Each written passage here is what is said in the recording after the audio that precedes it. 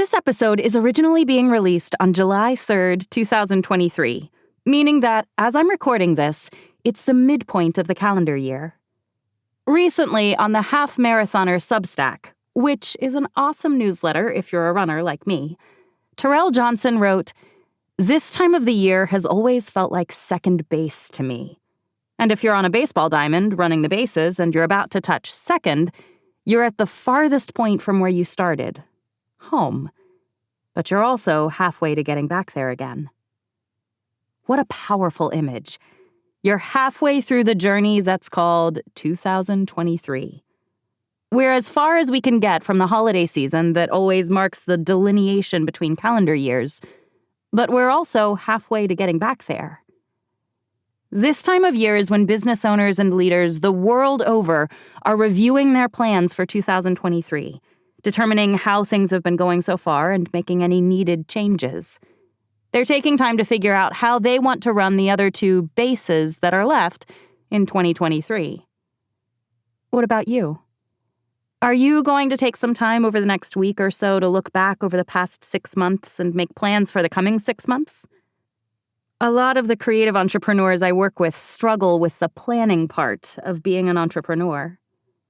So today, I'm going to give you an exercise I think will help you wrap your brain around doing that deep planning work that's necessary to allow your business to thrive. We're going to talk about how to use your regret and your imagination to make future-shaped decisions. Welcome to the Starving Artist No More podcast, with me, your host, Jennifer Jill Araya. Starving Artist No More is a business coaching community dedicated to helping creative entrepreneurs cast off the starving artist and find thriving fulfillment from their businesses.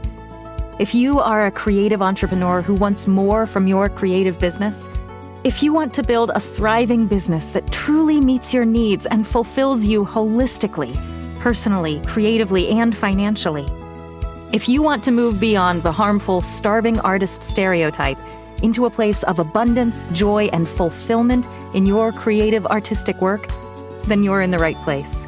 I'm so glad you're here.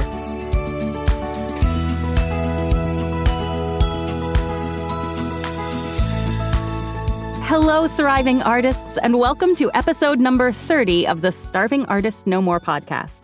I'm your host, artist, and business coach to other artists, Jennifer Jill Araya. Helping creatives figure out how to make goal setting and business planning work for them is something I love to do, and I'm so glad you're here with me for today's discussion about future-shaped decisions. In that goal-setting vein, I do want to remind you quickly that I have a free workshop all about goals and business planning for creatives that's coming up super quickly. 2 days from when this podcast is being released, on Wednesday, July 5th, 2023, from 7 to 9 p.m. Eastern Time, I'm going to be offering a free Zoom workshop session that helps creatives understand how to make goals and plans for their creative work. I've already got lots of people signed up to participate, but I would love to have you join us as well. You can find all of the details on the events page of my website, starvingartistnomore.com. While we're talking about upcoming happenings in the Starving Artist No More community, there are 2 other exciting events I want to mention. First is the summer cohort of my Taming the Muse group workshop, which is getting underway in just a few weeks on July 19th, 2023, and will meet weekly for 3 months through the end of September. The main purpose of this workshop is to help artists understand how they can build a creative business that fits their unique needs and creative energies, and then to provide the framework within which they can craft a strategy, a plan, to help them make that dream business a reality. The Taming the Muse group workshop is all about business planning and goal setting. It's about deciding where you want to go with your creative career and then figuring out how to get there. If you want more information about the group workshop, again, all that information is available on my website, starvingartistnomore.com. Finally, I am so excited that, thanks to the generosity of an anonymous creative entrepreneur who wants to help other creatives grow and thrive, I'm able to offer 2 scholarships to creative entrepreneurs who want to participate in this summer cohort of the Taming the Muse group workshop but who need financial support to do so. Scholarship applications are due this coming Sunday, July 9th, 2023. I'll link the scholarship application in the show notes, or you can find it on the events page of my website. If you know you need help with the business side of your creative business, but you also know you don't have the financial resources right now to get the business coaching you know you need, this scholarship could be the opportunity you've been waiting for. I really hope you'll apply. And if you're listening to this episode after all of those dates have passed, I still encourage you to check out my website, starvingartistnomore.com. I will always keep it up to date with the events, courses, and workshops I have coming up, and who knows, perhaps you'll find exactly the opportunity you've been looking for. Now that I've shared about those upcoming events, it's time to turn to the main topic of today's episode, making future-shaped decisions. This thought exercise around decision-making is one that I've found extremely helpful over the many years of my artistic career, and I'm excited to share it with you. I think it will help you, too. Let's begin by talking about why goal setting matters to you, a creative, an artist, who owns your own business. Goals matter to creative entrepreneurs because they allow you to shape your artistic career proactively, rather than passively reacting to the world around you. So much of what we do as artist business owners is reactive. Something happens, and we are prompted to respond and take action as a result. An opportunity comes our way, and we react to it. We decide to accept it or not, or maybe we request changes in the terms of the contract so that we can take a not-so-good offer and make it one we're excited about. It's a reaction. Our client does something, and we respond. We react. Things happen around us in our work and in our life, and we decide how we're going to handle those circumstances in reaction to those circumstances. All of that reaction is good and necessary, but it's also all triggered by something or someone outside ourselves. It's reactive. It's not prompted by us, it's prompted by others. Goal setting and business planning is the area in which we can be in the driver's seat. There is nothing passive or reactive about goals and strategic business plans. The process of setting goals for your artistic career is inherently proactive. By setting goals, we can establish intentions for what we want to make happen and decide upon a workable plan for making those dreams a reality. There is a lot of power and agency in goal setting. In my work coaching creative entrepreneurs, when someone has been able to grasp just how powerful goal setting and strategic business planning is, I have always been amazed by the results. So many creatives have felt powerless for most of their career. Whether or not they get work feels like it's completely out of their control. Maybe you can identify with this feeling of powerlessness. I know I can. To many creatives, it often feels like getting work depends on their agent sending them auditions, or the personnel manager giving them a call, or the gallery owner accepting their show proposal, or the search engine or social media algorithms liking their content and serving it up to potential customers. There's a lot in our work that we have no power to influence or change, and that can be really demoralizing. In short, a lot of our careers is outside our control. I talked about that at length in episode 17 of this podcast, so listen back if you want to know more about what you can and can't control in your creative business. In contrast, goal setting is a process that gives you back control. No more are you passively reacting. You are proactively stepping in the direction you have chosen. When you engage in strategic planning for your business, your career, you are accepting that while there are things you can't control, there are plenty of things you can control, and you are going to be proactive and intentional about doing so. You may not be able to control everything, but you can control some things. And when you make a strategic business plan, you're making a decision that you are going to use the power you have. Goal setting is how you can take back the reins of your artistic life. Assuming you're with me and that you agree that goal setting is a powerful method of taking control of your creative business, how do you do it? How do you set goals for yourself and your career? Well, back in episodes 18 and 19, I did a 2-part series on goal setting for creatives. Those episodes looked at the nitty-gritty of the business planning process, figuring out your purpose in your business, and using that to help you shape smart goals that you can actually put into practice. Super helpful information for sure. And if that sounds like something you want to learn about, I encourage you to listen back to those episodes. But what if you need broader guidance? Let's say you're faced with 2 or 3 really good options for how to move forward. How do you decide which path is the right one for you? That's where this exercise for making future-shaped decisions comes into play. Now, before we dive into the how-to of this exercise, I do want to acknowledge that this exercise isn't an easy one, and it's not for everyone. It will take a lot of deep, introspective thought, which can be really uncomfortable at times.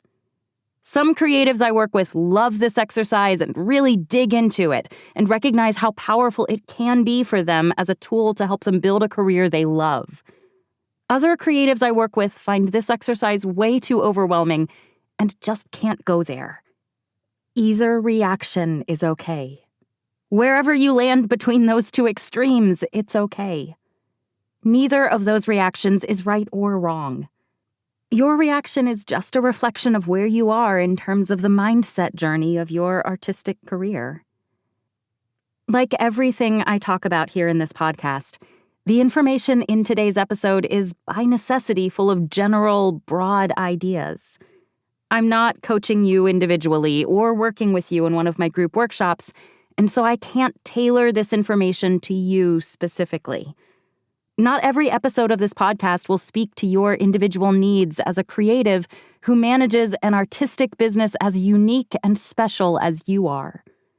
Always, with all of the episodes of this podcast, and perhaps especially with today's episode, I hope you will take what helps you and use what doesn't speak to you as directly to inform your decisions, without feeling frustrated if a specific piece of advice doesn't fit your style.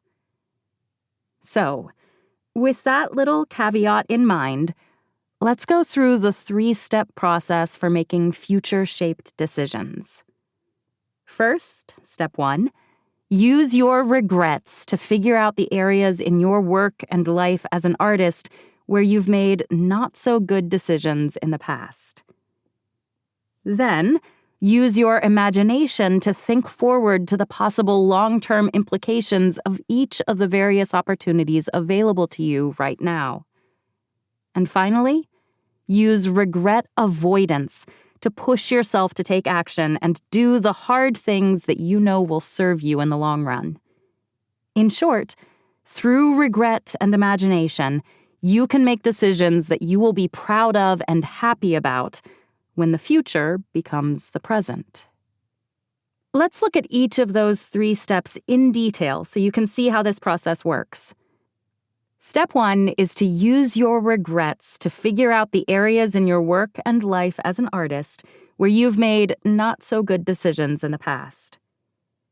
If you think back over your career as a creative entrepreneur, you probably have some regrets. I know I do. What are the decisions that you made that, at the time, seemed like the right steps to take? But looking back on them now, you can see that they didn't really serve you well.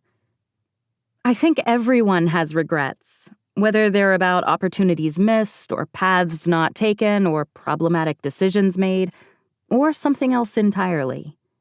Regrets aren't fun, but they are a universal experience, and they can teach you and help you grow. When I think about my artistic training and career, most of the regrets I have right now have to do with educational opportunities I didn't take full advantage of. There is one specific instance during my second year of conservatory training when I had the opportunity to audition for a new program, and I decided not to. I remember that decision-making process well, and I know why I said no. But looking back on it, I now also know that while I had valid reasons to make the decision I made, the real root cause for that decision was fear. I was afraid of the massive changes that would result if I took the audition and actually got it, and so I said no.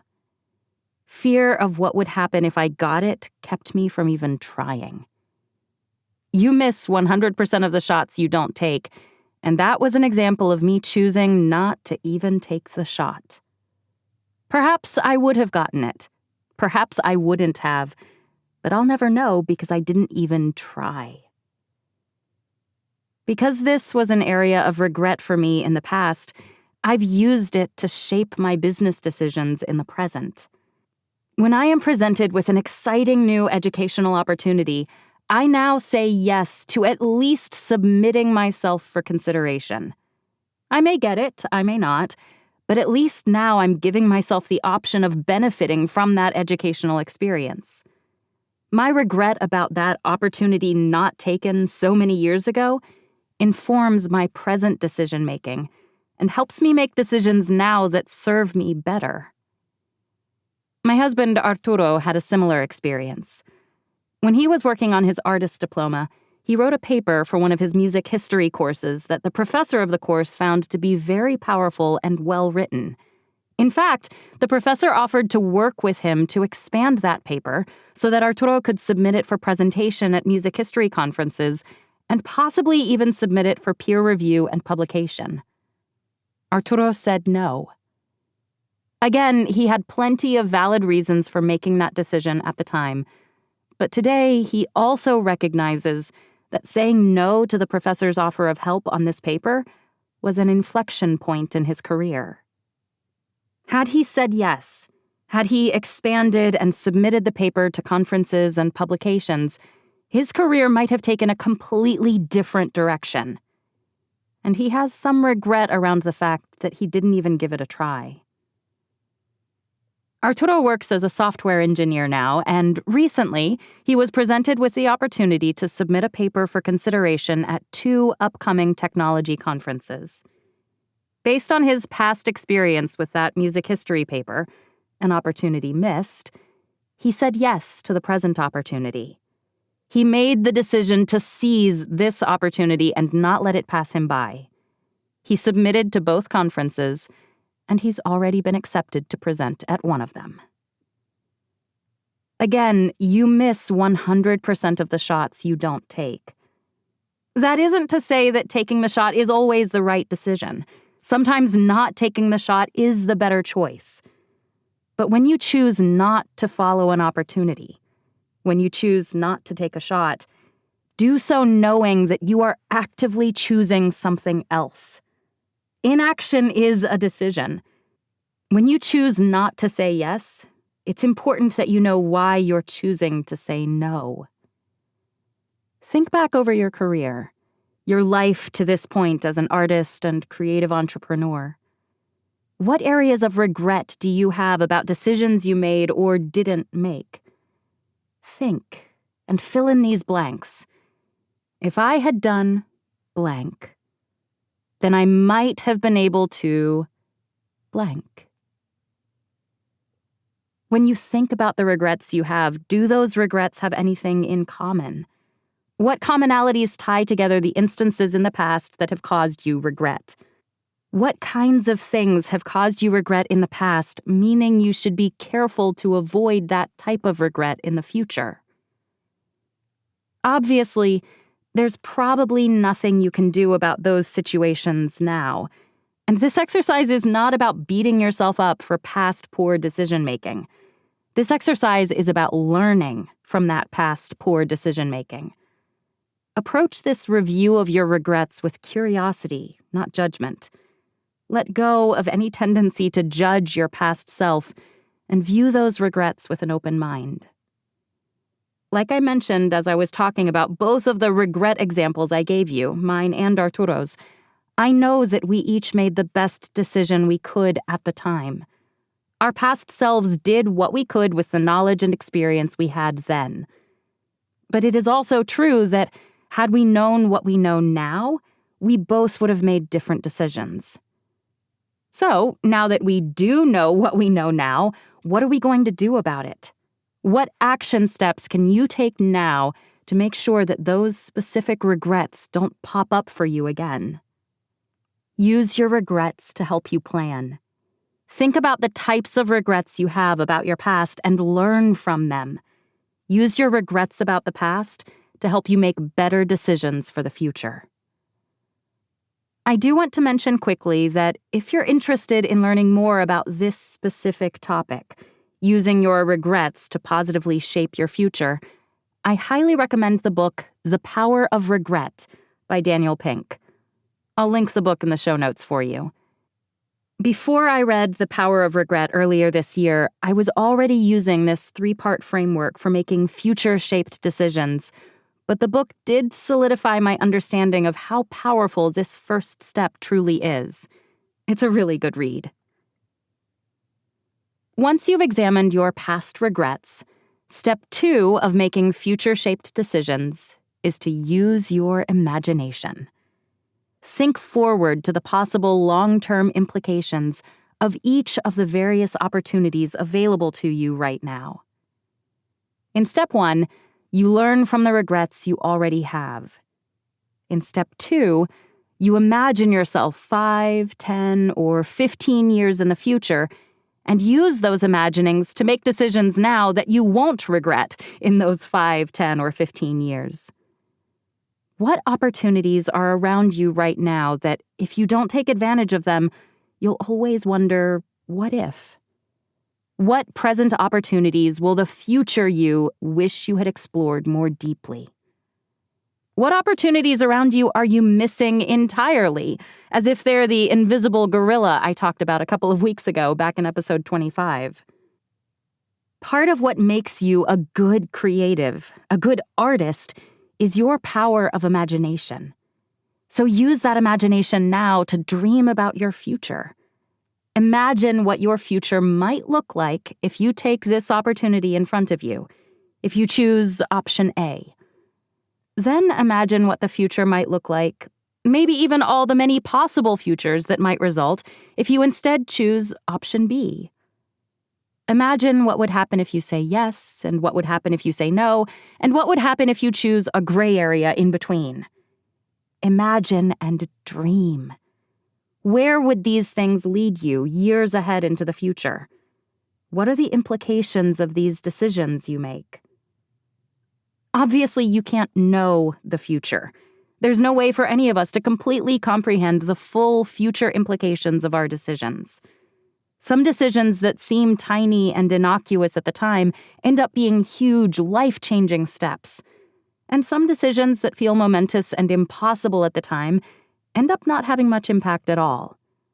This exercise isn't meant to predict the future or even try to.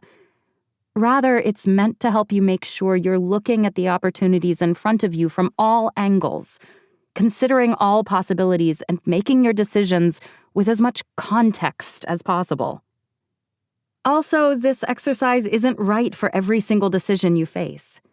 If you take the time to do this for every single decision that you make every day, you'll get so bogged down in decision fatigue that you won't be able to move at all. Decision fatigue is a real thing, and going too deep on every decision is a real quick way to get to that point of decision fatigue. No one wants that, and that's not what I'm advocating. Rather, this process is appropriate for the decisions you know are going to be big ones, the more consequential decisions you're considering.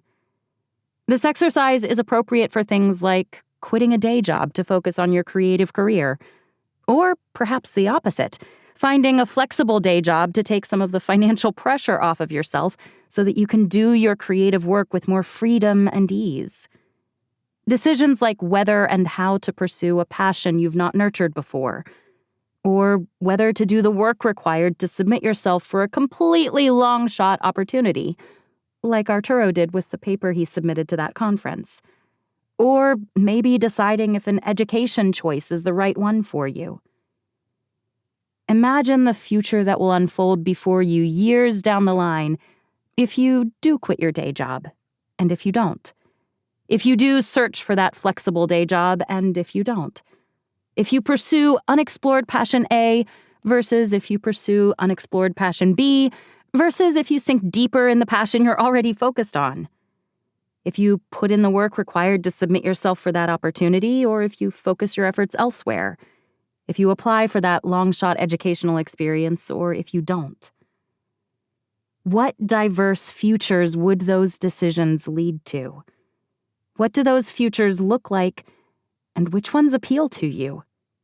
Which future do you choose? Imagine. Dream.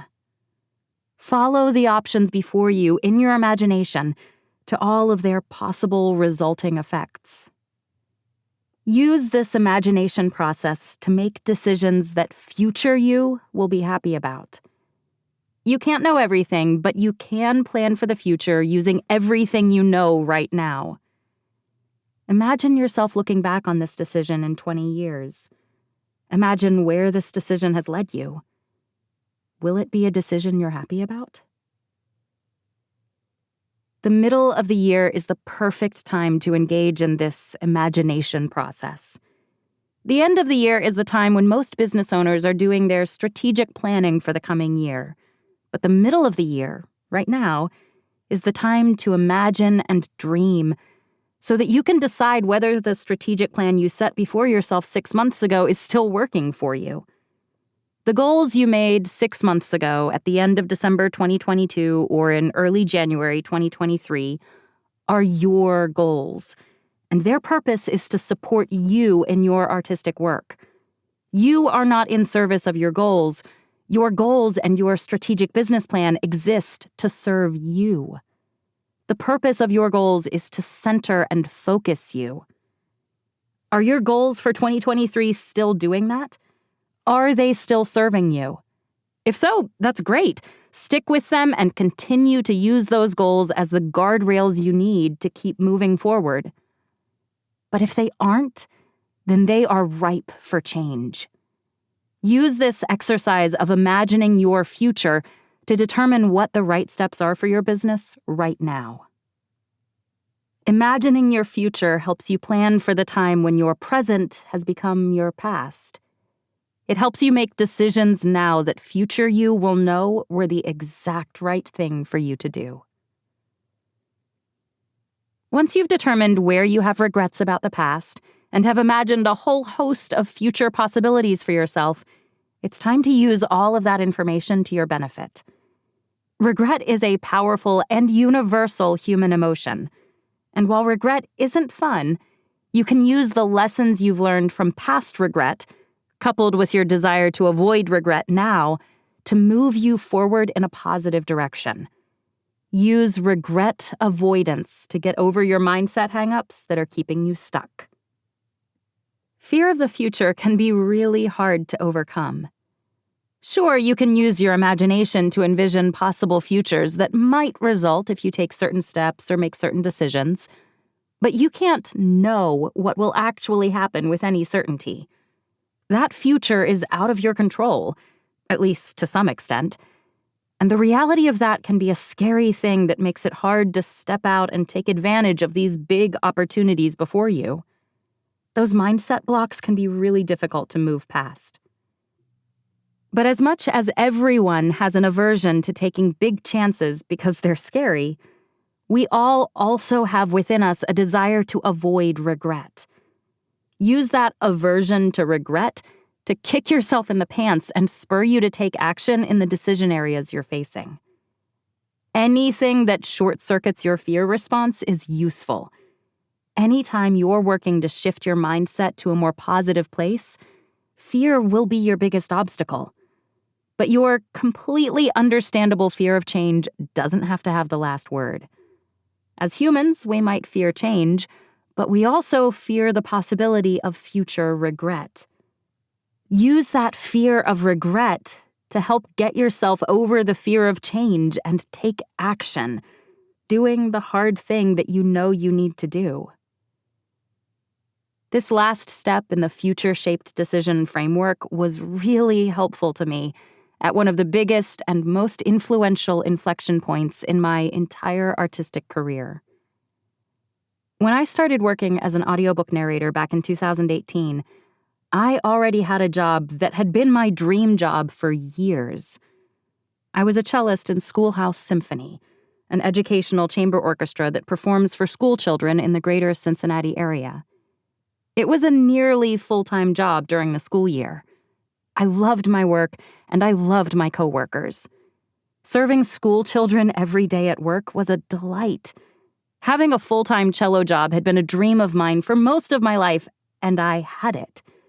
Part of me couldn't imagine walking away from that. But about a year into my journey as an audiobook narrator, in early 2019, I reached an inflection point. I had reached the point that if I wanted to continue growing my narration career, my narration work needed more time and attention from me than I could give it while I was still working for Schoolhouse Symphony. At that point, I faced two distinct choices.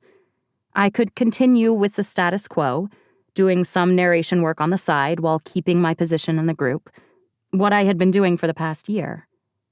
There wasn't anything wrong with that decision. But when I did this exercise, when I thought about my past regrets and the opportunities I didn't take but that I wish I did, and when I imagined my future if I stayed with the group versus my possible futures if I took the leap of giving full-time narration a try, I knew I would regret it if I didn't at least try to make narration work full-time. I knew I would regret it if I didn't give it a chance. And I used my desire not to have future regret about this decision to overcome my fear of change in the present. I used my aversion of regret to overcome my fear of taking that leap. At that point, when I made that decision, there was no guarantee that I would be able to make a go of full-time narration. I was getting regular narration work, but it was nowhere near full-time, either in the number of projects or in the amount of income. While I thought I would be able to expand my narration work to a full-time level, there was no way I could know that with certainty, which was a super scary thing. But I also knew that the future me would absolutely regret it if I didn't give it a try, if I didn't give myself the chance to make it work. My fear of the future was countered by my aversion to regret, and I did it.